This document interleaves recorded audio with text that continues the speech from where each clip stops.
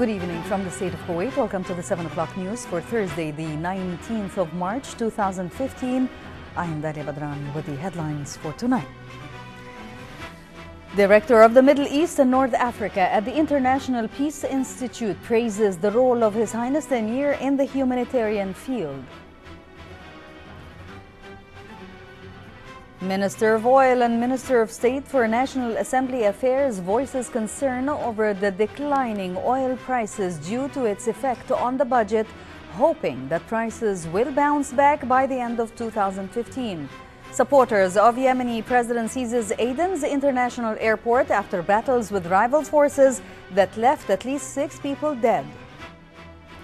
China and Japan are holding their first high-level security talks in 4 years following recent tensions over territorial and historical issues. Hello and welcome. His Highness the Emir Sheikh Sabah Al-Ahmed Al-Jaber Al-Sabah sent a cable of condolences to His Excellency the President of Tunisia, His Excellency Beji Qaed Al-Sibsi, on victims of the deadly terrorist attack on the Bardo National Museum. In his cable, His Highness the Emir said the State of Kuwait strongly condemns this criminal act that targets innocent people and aims to destabilize the brotherly country in contradiction to all moral values and humanitarian norms. His Highness the Emir then expressed solidarity with the Tunisian people, government and families of the victims, wishing quick recovery for the wounded. His Highness the Crown Prince Sheikh Nawaf Al-Ahmed Al-Jaber Al-Sabah sent a cable of condolences to His Excellency the President of Tunisia on the victims of the deadly terrorist attack on the Bardo National Museum.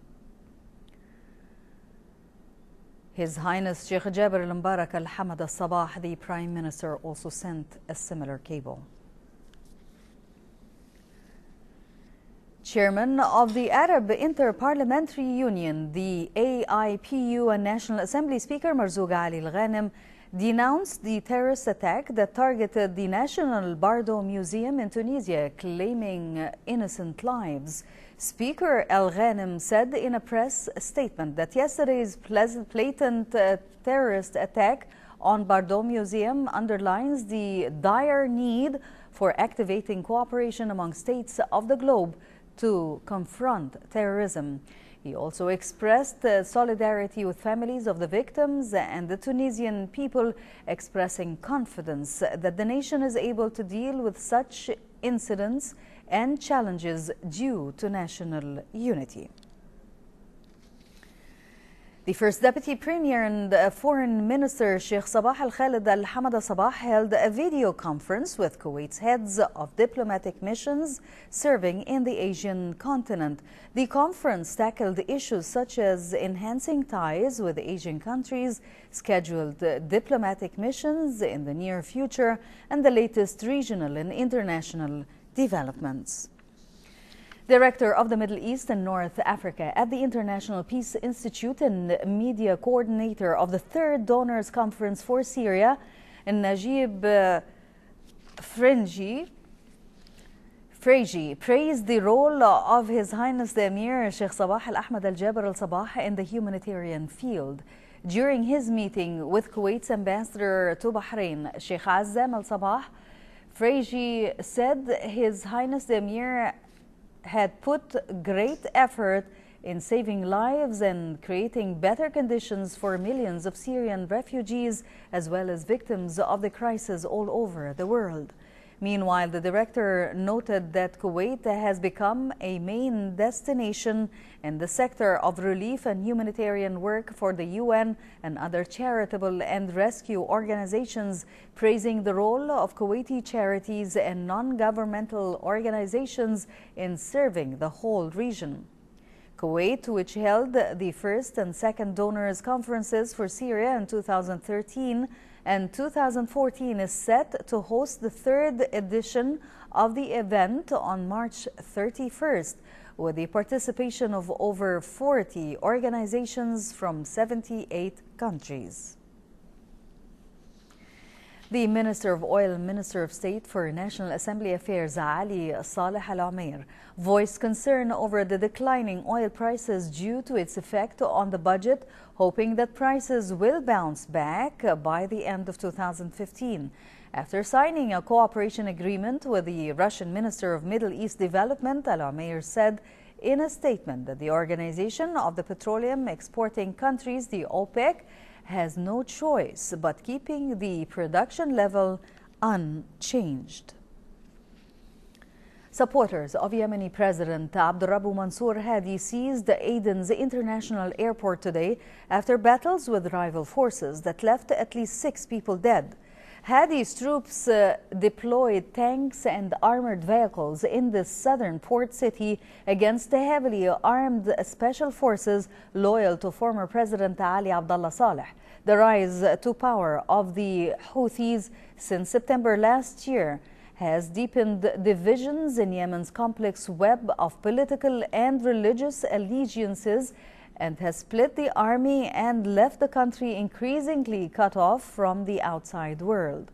The fighting around a special forces base in the Khor Maksar district of Aden spread to presidential districts and prompted roads to the nearby airport to be closed. The Tunisian presidency said today that 4 people have been arrested for direct links to yesterday's gun attack in Tunisia that left 23 people dead, including 20 foreign tourists. One of the 2 gunmen involved in the Bardo Museum attack was reportedly known to the authorities. Meanwhile, forensic teams were at work at Tunisia's National Bardo Museum a day after the attack, conducting their investigations, as it was the worst attack at a tourist site in Tunisia in years.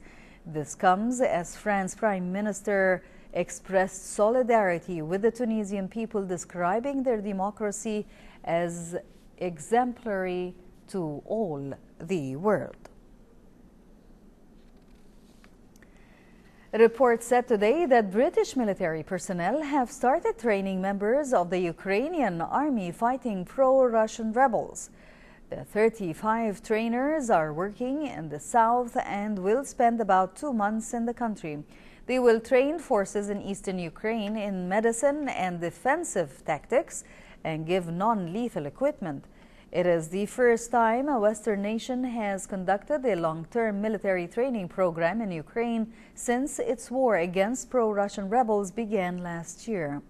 This comes as fighting continued near the government-held city of Avdiivka, eastern Ukraine, in an apparent breach of the fragile ceasefire.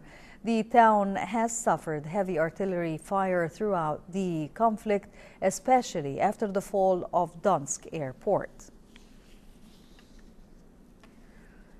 China and Japan are holding their first high-level security talks today in 4 years following recent tensions over territorial and historical issues.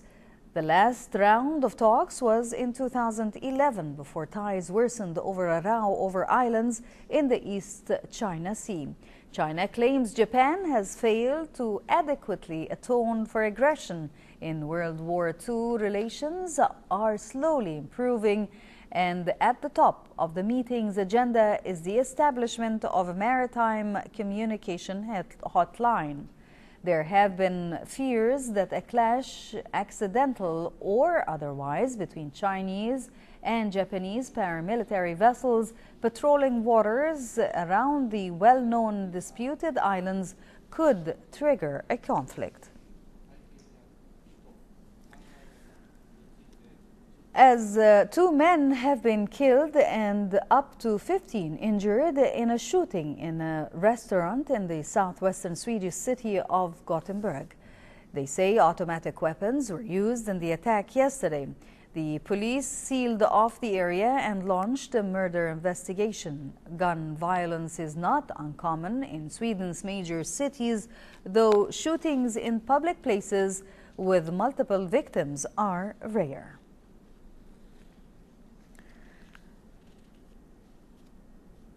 As part of the continuous cooperation between the United States and the State of Kuwait, a delegation from the U.S. State Department paid a visit to the Ministry of Information.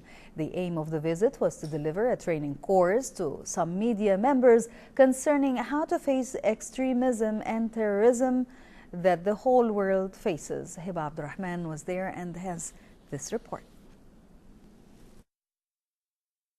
In a significant step to face and encounter the extremism that the region faces these days, a delegation from the U.S. Foreign Affairs Ministry gave a training course to some of the employees of the Ministry of Information who are involved in the media. Very pleased to be here today with Assistant Undersecretary Tariq Al-Mizram and Assistant Undersecretary Mohammed Awash to really continue the partnership between our two countries on countering violent extremism.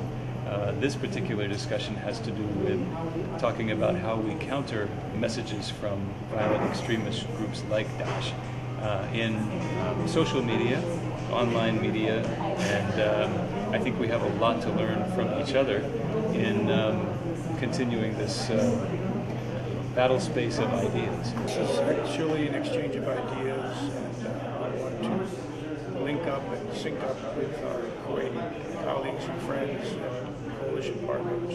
So the purpose is to see where we are in our efforts to counter Daesh messaging.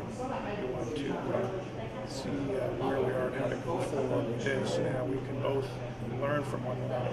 You know, we had an excellent conference here to start the process in October in Kuwait. So the Kuwaiti government is at the forefront of anti-Daesh messaging. Very happy to be. Today we're here in Kuwait to really celebrate the partnership that exists in countering violent extremism between the United States and Kuwait. First of all, we know that in October of last year, Kuwait helped launch the International Coalition Against Daesh, or ISIL, particularly focusing on the media component and how to defeat Daesh in the electronic and the virtual battlefield. So today we're going to focus on that. We're going to talk a little bit about social media skills. We're going to have an exchange of ideas with our Kuwaiti counterparts. And then we're going to talk specifically on how Daesh uses social media and how governments, the United States government, the Kuwaiti government, other members of the coalition can use social media and other technology to take the fight to Daesh. There's actually a long history of cooperation between the State of Kuwait and the United States of America. I think this is just a new chapter in that cooperation. We obviously have had a long cooperation in military cooperation, political, economic, commercial cooperation, and also in counterterrorism. Today, though, we're focusing specifically on countering violent extremism. We're going to talk a little bit about the root causes, and then we're going to get more specific and talk particularly about the threat that Daesh poses to the region and really to the entire world. Ministry's Undersecretary Tariq Al-Mizram, along with a number of assistant undersecretaries and employees of the ministry, in addition to officials from the U.S. Embassy in Kuwait, inaugurated the training course. A new chapter of cooperation between the United States and the government of Kuwait, represented in the Ministry of Information, has started today with this critical and urgent training course to face the extremism in the region. From the Ministry of Information, I am Hiba Abdurrahman reporting for English News. Thank you, Hiba. On the occasion of the launch of Goût de France, His Excellency Christian Naclet, French ambassador to Kuwait, recently held a bread and cheese reception at his residency. The function witnesses the celebration of French gastronomy in various locations worldwide on March 19th. Over 1,000 chefs in all 5 continents are expected to join the warm, lively and spectacular gastronomical event. Reporter Ghanwa Jabouri attended the reception and will bring us the story. More than 1,300 dinners to celebrate France's gastronomy by inviting the public to share a French dinner. Well, it's an event called Goût de France or Good France. It's an initiative which was launched this year by Alain Ducasse, which is a very well-known French chef, and the Minister of Foreign Affairs, Monsieur Laurent Fabius in France. So the idea is that on March the 19th, all over the world, we will have more than 1,300 chefs introducing French cuisine all over 5 continents and in more than 100 countries. So we will all celebrate together what is French gastronomy all over the world. And here in Kuwait, the French embassy, myself, we got involved in this project. We were very, very excited. We've been preparing this event for the past 4 months. We selected a very young Kuwaiti chef who is going to represent Kuwait in this event. French food is really healthy. We try to cook with as much as possible less fat, less salt, less sugar. So I think that's one of our secrets, is that we have a really balanced way of cooking. So I think that's why you can see French women eating very healthy. That's typically in the French food. Good Friends celebrations will further witness dinners served simultaneously in participating restaurants which will honour the merits of French cuisine, its capacity for innovation and its values, sharing, enjoying and respecting the principles of high quality, environmentally responsible cuisine. I may add a small word. The whole idea also was to do a kind of cooperation with the French cuisine and a Kuwaiti chef in order to work on what we can do, how we can improve also here our French cuisine in a restaurant like his now. The gastronomic journey is indeed a unique opportunity which allows people to enjoy and share the taste of France. On the occasion of the launch of Good Friends, a bread and cheese reception was held at the residency of the French ambassador to Kuwait, in the presence of diplomats, friends and distinguished guests. From the residency of the French ambassador, I'm Genwa Jaburi reporting to you for the English News. Thank you, Ghanwa. Moving to the local financial news, the three main indices of Kuwait Stock Exchange ended today's trading session on a green zone, with the price index gaining 39.99 points to settle at 6,435.43 points. The KSX 15 index also gained 0.19 points and reached the level of 1,062.5 points.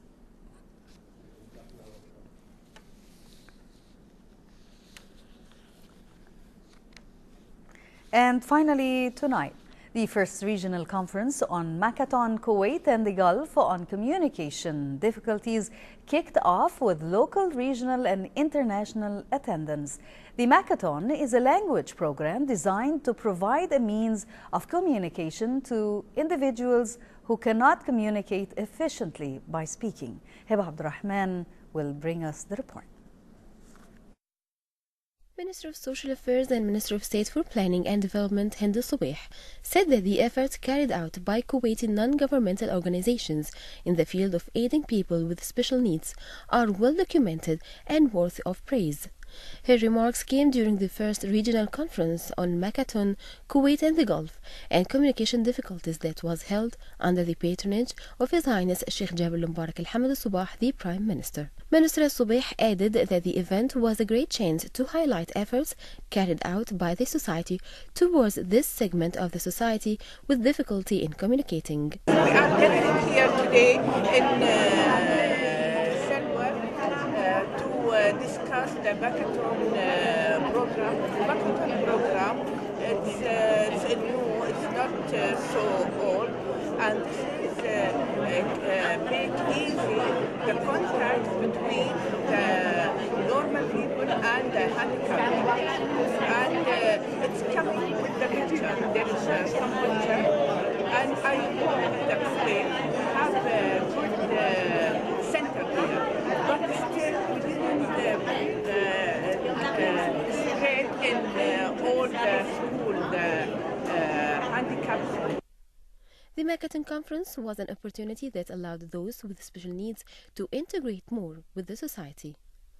On her part, chairperson of the conference, member of the board at the Kuwait Society for the Handicapped and Makaton Kuwait and Gulf manager Sibich Al-Jasser said that Makaton program provides a valuable opportunity for those with special and communication problems, noting that the convention of the conference reflected Kuwait's earnest desire to help the people with special needs. She indicated that Kuwait was amongst the first GCC nations to integrate Megaton program in the year 1988, affirming that the program had since helped many to communicate. The Megaton Center for Kuwait and the Gulf region was established to facilitate the process of training and teaching its clients, as communication and understanding is considered a key of every process of training and education. From Salwa Hall, I'm Heba Abdurrahman reporting for English News. Thank you, Heba. For a chance to see our reports again, please visit our YouTube channel at MOI Kuwait News. Before we end, here is a quick reminder of today's headlines. Director of the Middle East and North Africa, the International Peace Institute, praises the role of His Highness the Emir in the humanitarian field. Minister of Oil and Minister of State for National Assembly Affairs voices concern over the declining oil prices due to its effect on the budget, hoping that prices will bounce back by the end of 2015. Supporters of Yemeni President seizes Aden's international airport after battles with rival forces that left at least 6 people dead. China and Japan are holding their first high-level security talks in 4 years following recent tensions over territorial and historical issues.